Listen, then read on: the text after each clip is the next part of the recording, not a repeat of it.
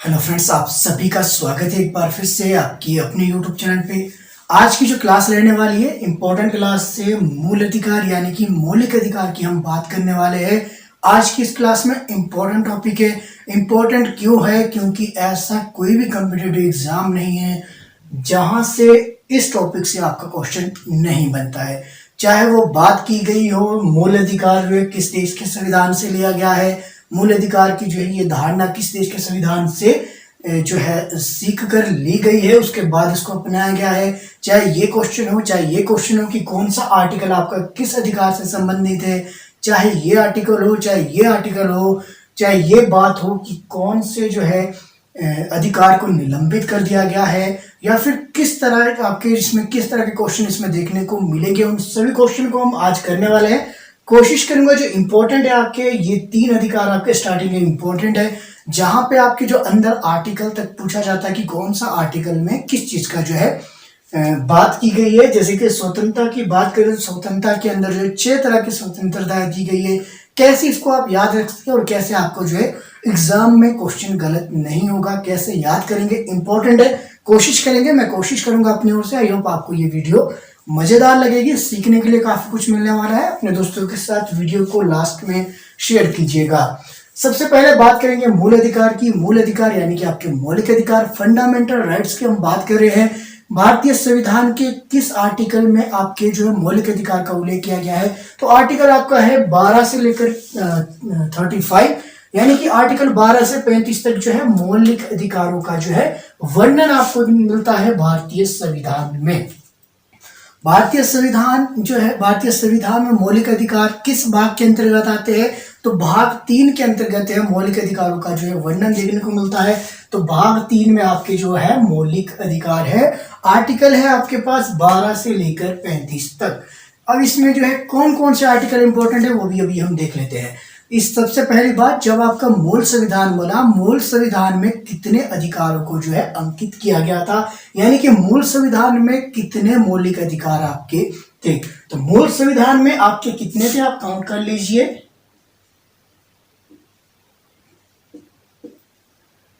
तो ये कितने हुए? टोटल 7। तो मूल संविधान में मौलिक अधिकारों की संख्या थी कुल 7।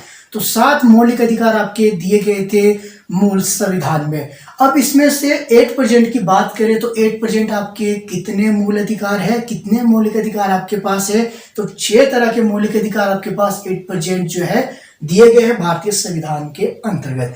अब जो है एक अधिकार कम हो गया। एक अधिकार कौन सा कम हो गया? संपत्ति का अधिकार। संपत्ति का अधिकार भारतीय संविधान के मूल अधिकार में आर्टिकल 31 के अंतर्गत आता है। आर्टिकल 31 को जो है, हालांकि 8% की बात अगर हम करें तो इसे निरस्त कर दिया गया है। अब 8% जो है मौलिक अधिकार जो है संपत्ति का मौलिक अधिकार, इसको जो है कानून का अधिकार जो इसको बना दिया गया है। किस आर्टिकल के अंतर्गत इसको कानून का अधिकार बनाया गया है? ये भी क्वेश्चन आपसे पूछा जा सकता है। आर्टिकल 31 को निरस्त करके संपत्ति के अधिकार को 300A, आर्टिकल 300A के अंतर्गत इसको कानून का अधिकार बना दिया गया है। ये इंपॉर्टेंट है। 8% अब कितने बच गए आपके पास? 8% आपके पास टोटल 6 मौलिक अधिकार दिए गए हैं। सबसे पहले आपका समानता के अधिकार की बात करेंगे।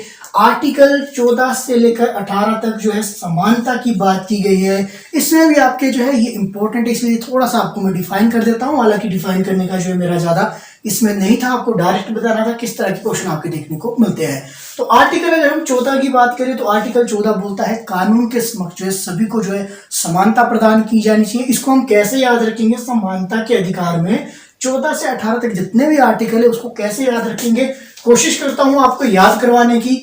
यहां लिख देते 14, 15, 16, 17 और 18। थोड़ी सी आपको मैं स्टोरी बनाऊंगा, अगर आपने याद रखना हो तो ये लॉजिक है, अपनी ओर से लगा रहा हूं। 8% अभी बना रहा हूं कि अगर बन जाएगा तो आप याद रख सकते हैं। तो 14 की अगर हम बात करें, 14 में सबसे पहले कहा गया है कि कानून के समक्ष जो है सभी व्यक्ति समान है। तो कानून के समक्ष जो समानता का अधिकार है वो आर्टिकल 40 में है। अब जब कानून के समक्ष समान हो गए तभी जो है उनमें क्या कहा जाए, सामाजिक समानता की बात की जाएगी। अब सभी समान है। समान कौन है? समाज के सभी लोग। तो सामाजिक समानता की बात की गई है आर्टिकल 15 में। कानून के समक्ष समानता आर्टिकल 14 में, सामाजिक समानता की बात की गई है आर्टिकल 15 में। उसी तरह जब सभी समान होंगे उसके बाद क्या है, सामाजिक समानता की बात कर रहे हैं, जब सामाजिक समान तौर पे सभी समाज को जो है समान तौर पे रहेंगे, चाहे वो किसी भी धर्म जाति या नस्ल के आधार पे जो भी है, उसको आप खुद आके जाकर पढ़ लेना, वो आपको आई होप सभी को पता होगा, इसमें ज्यादा समय लगाने की जरूरत नहीं है। अब जब सभी सामाजिक तौर पे सभी को समानता दी गई है तो उन्हें समान अवसर भी दिए गए हैं। समान अवसर दिए गए हैं तो सामाजिक जो समान अवसर किसमें है, आपके आर्टिकल 16 में जो है समान अवसर का अधिकार प्रदान किया गया है, ये आपका हो गया आर्टिकल 16। अब जब समान अवसर दिए गए हैं तो उन्हें क्या है, समान अवसर देते समय उनके साथ जो है किसी भी तरह का जो है भेदभाव अस्पृश्यता के आधार पर नहीं किया जाएगा। तो अस्पृश्यता का जो अधिकार है वो आर्टिकल 17 में इसमें मेंशन किया गया है। तो अस्पृश्यता का जो अंत है, अस्पृश्यता का अंत आपके आर्टिकल 17 डिफाइन करता है। अब जब अस्पृश्यता का अंत हो गया तो उसके बाद क्या होगा, तो अस्पृश्यता किस आधार पर की जाती है, धर्म जाति लिंग के आधार पर अस्पृश्यता का जो है अंत किया जाएगा। अब जो है उन्हें टाइटल जो दिए जाते हैं, मान लीजिए धर्म के आधार पर, जाति के आधार पर जो टाइटल सरनेम लगते हैं उसको खत्म करना है। तो टाइटल जो आपके दिए जाएंगे यानी कि उपाधि, उपाधि इसको मैं कह रहा हूं, क्यों कह रहा हूं, क्योंकि जो आपका आर्टिकल 18 है वो किससे संबंधित, उपाधियों का अंत। तो समानता का अधिकार 14 से 18 मैंने टोटल आपको बता दिया। आर्टिकल 14 किससे, 15 किससे, 16, 17, 18। एक बार फिर से रिवाइज करके इसको रिवाइज कीजिएगा वीडियो को, जब आप पूरी देख लो एक बार फिर से देख लेना, आपको ये याद हो जाएगा। नेक्स्ट पे चलते हैं। नेक्स्ट है आपके पास स्वतंत्रता। जो स्वतंत्रता का अधिकार है आर्टिकल 19 से 22 तक जो है स्वतंत्रता के अधिकार की बात की गई है। अब जो इसमें इंपॉर्टेंट जो आपकी ये सभी आर्टिकल है, लेकिन जो मोस्ट इंपॉर्टेंट है आपका 19, 20, 21, 21A, 22 आपका एक बच जाता है, उसको भी आपको मैं थोड़ा सा बता दूंगा। तो सबसे पहले 19 देखेंगे। 19 जो आपका आर्टिकल है, तो 19 आर्टिकल में क्या कहा गया है, आर्टिकल जो 19 है उसमें 6 तरह की जो अलग अलग स्वतंत्रताओं की बात की गई है। 19(1), 2, इसको आपने कैसे याद रखना है इसको मैं आपको अभी बताता हूं। अगर आप चाहे तो कई जगह हो सकता है कि 19A, B, C इस तरह से भी आपका लिखा हुआ हो सकता है, तो आपने इसमें कंफ्यूज नहीं होना है। तो यहाँ पे A, B, C भी आपको लिख देता हूं ताकि आप जो है कंफ्यूज ना हो। तो 19 का जो आपका आर्टिकल है स्वतंत्रता का अधिकार, इसमें 6 तरह की स्वतंत्रता दी गई है। 6 तरह की स्वतंत्रता कौन कौन सी है और किस किस में दी गई है। तो सबसे पहले हम बात करेंगे स्वतंत्रता का अधिकार में जो बोलने की आपकी स्वतंत्रता है कि आप कुछ भी बोल सकते हैं। कुछ भी का मतलब है कि आप अपशब्द तो नहीं बोलेंगे, बोलने का आपको अधिकार दिया गया है। आपको अब बोलने का अधिकार है। प्रेस की स्वतंत्रता की अगर हम बात करें तो 19(1)A में आपको जो है बोलने की स्वतंत्रता दी गई है। अब जब आप बोलेंगे तो आप अकेले तो खड़े होकर नहीं बोल सकते, हालांकि वो अलग बात है, आजकल ऑनलाइन का जमाना है, हो सकता है आप कैमरे के सामने बोल रहे हो जैसे कि अभी मैं बोल रहा हूँ, लेकिन आप इन तथ्यों को साइड कीजिए। अकेले तो आप नहीं बोलेंगे, बोलेंगे किसके सामने, बोलेंगे जो लोगों का जो है एक समूह है जो इकट्ठे हुए हैं उनके सामने बोल रहे हो। तो एकत्र होने की जो स्वतंत्रता है 19(2) या 19B में आपकी ये दी गई है। अब एकत्र हो गए, एकत्र क्यों हुए, एकत्र हुए सुनने के लिए। उसके बाद क्या है, कुछ लोग है उस संगठन, एक संगठन बनाना चाहते हैं, तो 19(3) में जो है संगठन बनाने की यानी कि संघ बनाने की जो है स्वतंत्रता दी गई है। अब वही संघ क्या करेगा, वही संघ जो है अपनी नीतियों को यानी कि अपने जो विचार है उनको लोगों तक पहुंचाएगा। उसको पहुंचाने के लिए उसे क्या करना पड़ेगा, संचरण यानी कि घूमना फिरना पड़ेगा। तो घूमने फिरने की स्वतंत्रता आपकी 19(4) यानी 19D में दी गई है। अब जब आप घूमेंगे फिरेंगे, घूम फिर कर आप थक जाएंगे तो आपको लास्ट में क्या है, कहीं किसी निवास स्थान पे आपको जो है रुकना पड़ेगा। तो निवास स्थान जो है बनाने की स्वतंत्रता ये किसमें दी गई है, 19(5) और 19E में जो है निवास स्थान बनाने की आपको स्वतंत्रता दी गई है। अब आपने निवास स्थान बना दिया, अब आपके पास क्या है, अब आपके पास साधन है, सब कुछ है, आप सब परिपक्व है। तो 19 जो आपका 6 है यानी कि 19 जो F है उसमें किसकी बात की गई है, उसमें की गई है व्यापार की। अब निवास है आपके पास, तो अब जो है आपके पास सोर्स नहीं है, तो सोर्स के लिए आप जो व्यापार करना चाहेंगे तो जो आपके जरिया बन जाएगा जो आपकी आजीविका का। तो 19 6 में आप जो है कि ये कहेंगे कि व्यापारिक स्वतंत्रता की बात जो है 19 में की गई है। तो ये है आपकी आर्टिकल 19 की 6 तरह की स्वतंत्रता है। इंपॉर्टेंट है, मैक्सिमम इसी से आपके क्वेश्चन देखने को मिलता है। इससे आसान तरीका आपको कोई भी नहीं बताने वाला। अगर आपको पसंद आ रहा है तो अपने दोस्तों के साथ वीडियो को लास्ट में शेयर कीजिएगा। पहली बार है तो चैनल को सब्सक्राइब कीजिएगा। हालांकि बहुत कम बोलता हूं कि मैं चैनल को सब्सक्राइब करे, क्योंकि जिसे पसंद आना है, जिसे कंटेंट सही लगेगा, वो ऑटोमेटिक कर लेता है। 19 की हमने बात कर ली, 20 की भी बात कर लेते हैं। 20 की बात करेंगे। 20 में दोष सिद्धि के लिए आपका जो संरक्षण का अधिकार दिया गया है आर्टिकल 20 में।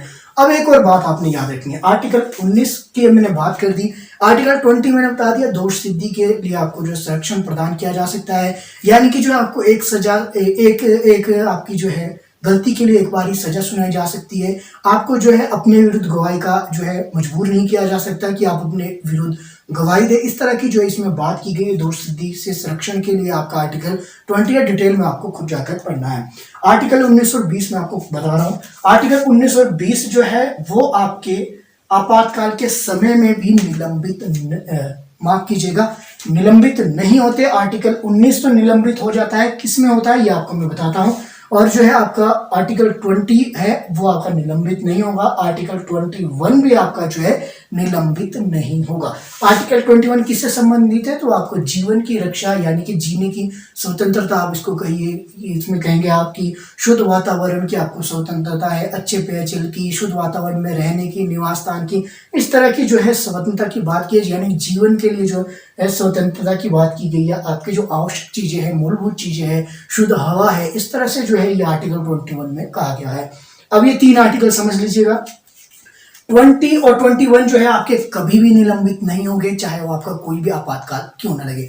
आपातकाल 3 तरह के होते हैं, एक अलग वीडियो में डिटेल में इसको मैं बताऊंगा। अब आप थोड़ा सा समझ लीजिए कि ये आपके निलंबित नहीं होंगे। इसके अलावा जो आर्टिकल 19 है ये आपका जो है निलंबित हो जाता है आर्टिकल 358 के तहत। जब आपका आर्टिकल 358 कहता है कि 19 को जो है आर्टिकल 19 में जो जितनी भी 6 प्रकार के स्वतंत्रता को निलंबित किया जा सकता है, ये आपका आर्टिकल 358 कहता है। कब किया जा सकता है? जब आर्टिकल 352 के तहत राष्ट्रीय आपातकाल जब आपका लगता है। राष्ट्रीय आपातकाल लगेगा आपका जब बाहरी आक्रमण हो, युद्ध जैसे जो हालात हो, उस समय आपका राष्ट्रीय आपातकाल लगता है आर्टिकल 352 के अंतर्गत। इसमें जो है आपका जो है आर्टिकल 19 ऑटोमेटिक ही सस्पेंड हो जाता है। किसी भी तरह के अलग से अध्यादेश या फिर आदेश देने की इसमें जरूरत नहीं है। 19 आपका इसमें सस्पेंड हो जाता है। अब जो है जब आपका आपातकाल लगेगा सशस्त्र विद्रोह के कारण, यानी कि आंतरिक गड़बड़ी के कारण अगर आपका आपातकाल लगता है, तो 1978 में 44 एक अमेंडमेंट हुआ। उस अमेंडमेंट के अंतर्गत ये कहा गया कि आपका जो है 19 में जो आपकी 6 तरह की स्वतंत्रता है ये निलंबित नहीं होगी। तो 19 की जो स्वतंत्रता है ये निलंबित कब नहीं होगी? सशस्त्र विद्रोह के जब सशस्त्र विद्रोह के कारण आपका आपातकाल लगेगा तो ये निलंबित आपकी नहीं होगी, अदरवाइज ये आपकी निलंबित हो जाएगी। तो इतना आपने याद रखना, 20 और 21 आपकी कभी भी निलंबित नहीं होगी। तो आपके आर्टिकल 21 तक हम आ गए। 21A की अगर हम बात करें तो आर्टिकल जो 21A है वो किससे संबंधित है? आपका आप सभी को पता होगा। तो ये शिक्षा के अधिकार से संबंधित 6 से 14 वर्ष के बच्चों को निःशुल्क और अनिवार्य शिक्षा प्रदान करवाना राज्य का जो कर्तव्य होगा, इसमें बात की गई है। ये अमेंडमेंट हुआ था, 86 अमेंडमेंट हुआ था, 2002 में हुआ था। इसके अंतर्गत जो है आर्टिकल 21A को जोड़ा गया। ये आपके लिए इंपॉर्टेंट है। और उसी तरह जो इसका संबंध आपका 21A जो है आर्टिकल 45 से भी संबंधित है। आर्टिकल 45 में क्या था और यह आर्टिकल 45 और 51A यानी कि मौलिक जो आपके कर्तव्य है, इसमें भी आपको इसको जोड़ा गया है। 86 अमेंडमेंट जो आपको 2002 के अंतर्गत इसको भी जोड़ा गया कि माता पिता का जो है कर्तव्य होगा कि वो अपने जो 6 से 14 साल के बच्चों को जो है शिक्षा के लिए स्कूल भेजे, ये माता पिता का कर्तव्य होगा। आर्टिकल 45 में जहां पहले ये कहा गया था, क्योंकि आर्टिकल 45 क्या है आपके राज्य के नीति निर्देशक सिद्धांत कहा गया था कि 6 से 14 वर्ष के बच्चों को जो है संविधान के लागू होने के 10 साल तक जो है ये प्रावधान था, लेकिन ये आगे भी चलता रहा। जो अनिवार्य शिक्षा प्रदान की जाएगी। उसके बाद क्या है, जब ये आपका आर्टिकल 21 ये जोड़ा गया था, उसको जो चेंज करके क्या कहा गया कि 0 से 6 वर्ष के जो बच्चे हैं उसमें भी अमेंडमेंट हुआ। उसी के समय की बात है, 86 अमेंडमेंट हुआ 2002। उसमें फिर चेंज किया गया कि जो आपके 6 वर्ष से कम आयु के बच्चे हैं उनको जो है शिक्षा प्रदान करवाना जो है राज्य की जिम्मेवारी होगी। ये अलग से टॉपिक है, अगर आप चाहे डिटेल में इसको जाकर आराम से बुक्स में पढ़ सकते हैं। अब जो है आर्टिकल 22 की बात करें, आर्टिकल 22 आपका जो है किससे संबंधित है ये आपने कमेंट करना है, ये आपको मैं ज्यादा डिटेल में नहीं बताने वाला है। उसी तरह आपका जो है आर्टिकल 23-24 की बात करें तो शोषण के विरुद्ध अधिकार की बात की गई है, ये आपने खुद देख लेना। इसमें मैं आपको डायरेक्ट अब जल्दी जल्दी बता रहा हूं, अब मैं एक्सप्लेन आपको नहीं कर रहा हूं। उसी तरह जो आपका धार्मिक स्वतंत्रता की बात की गई है, आर्टिकल 25 से 28 ये धार्मिक स्वतंत्रता की बात की गई है। जितने इंपॉर्टेंट थे मैंने आपको ऊपर पहले ही डिफाइन करवा दिया। आर्टिकल 22 आपको ऐसा लग सकता है कि मैंने डिफाइन नहीं किया, आप इतना मान लीजिए कि अगर आर्टिकल 20 आपका जो है दोस्ती के संरक्षण से संबंधित है तो आर्टिकल 22 भी आपका कुछ इसी तरह है। इसमें क्या है कि आपको जो है पहले ही बिना किसी गलती के जो गिरफ्तार किया जा सकता है, यानी कि अभी तक आपने अपराध किया ही नहीं है उसके बावजूद भी आपको गिरफ्तार कर लिया गया है। क्यों किया गया है ये आपको डिटेल में पढ़ना पड़ेगा, और 3 माह तक यानी कि 3 महीने तक जो आपको गिरफ्तार किया जा सकता है। किसी भी जो है बड़े अपराध करने से पहले आपको जो है गिरफ्तार किया जा सकता है, आर्टिकल 22 ऐसा बोलता है। इसको आपने डिटेल में पढ़ना है, मैं तभी नहीं बता रहा, इसमें बहुत ज्यादा आगे बताने का है। अगर मैं इसको बताने लग गया तो आपका जो 15 से 20 मिनट आपके लग जाएंगे आपको समझाने में, इसलिए आपको ये खुद पढ़ना है। शोषण के विरुद्ध अधिकार की बात भी मैंने आपको कर दी, 2324 2 ही आर्टिकल है। इसमें इतना आपने याद रखना है कि 23 बोलता है कि किसी भी तरह के मानव व्यापार की जो इसमें मनाही है, इसके विरुद्ध ये आपका आर्टिकल है कि ऐसा नहीं कर सकते, देह व्यापार नहीं कर सकते, बच्चों को जो खरीद फरोख्त नहीं कर सकते, महिलाओं के साथ जो है दुर्व्यवहार नहीं कर सकते, वेश्यावृत्ति जैसी ये आर्टिकल 23 बोलता है। 24 की अगर मैं बात करूं, 24 क्या बोलता है आपका, 24 बोलता है आपका कि बालकों को जो कारखानों में जो है नहीं लगाना है, इस तरह का जो है आर्टिकल 24 बोल रहा है। उसी तरह आपके धर्म की स्वतंत्रता की बात की जाए, 25 से 28 तक आपकी जो है धर्म की स्वतंत्रता है आपकी इसमें दी गई है, यह आपने खुद पढ़ना है। सांस्कृतिक और शैक्षणिक अधिकार की अगर मैं बात करूं, आर्टिकल 29 और 30 ये भी आपने खुद पढ़ना है अल्पसंख्यकों की शिक्षा के बारे में। और इस तरह से आपके जो है क्या कहेंगे आप, शैक्षिक अधिकार दिए गए कि आप जो है अपने शैक्षणिक संस्थान भी खोल सकते हैं, तो ये आपके आर्टिकल 29-30 बोलता है। उसके अलावा संपत्ति के अधिकार को जो है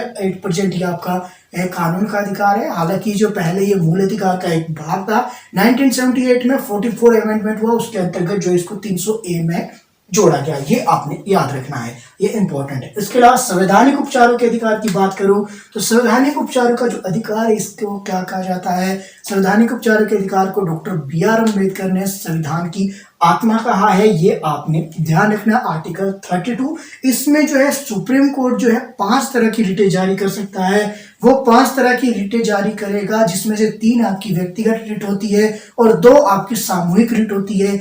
ये एक अलग से मैं इसके ऊपर वीडियो बनाऊंगा आर्टिकल 32 के ऊपर। बाकी भारतीय संविधान है, भारतीय संविधान की अगर हम बात करें, भारतीय संविधान में जो मूल अधिकार है इनको जो है भारतीय संविधान का मेगना कार्टा भी कहा जाता है, ये भी आप याद रखिए। हो सकता है आपसे ऐसा ही क्वेश्चन पूछे, भारतीय संविधान का मेगना कार्टा किसे कहा जाता है, तो मौलिक अधिकार यानी कि मूल अधिकार को भारतीय संविधान का मेगना कार्टा कहा जाता है।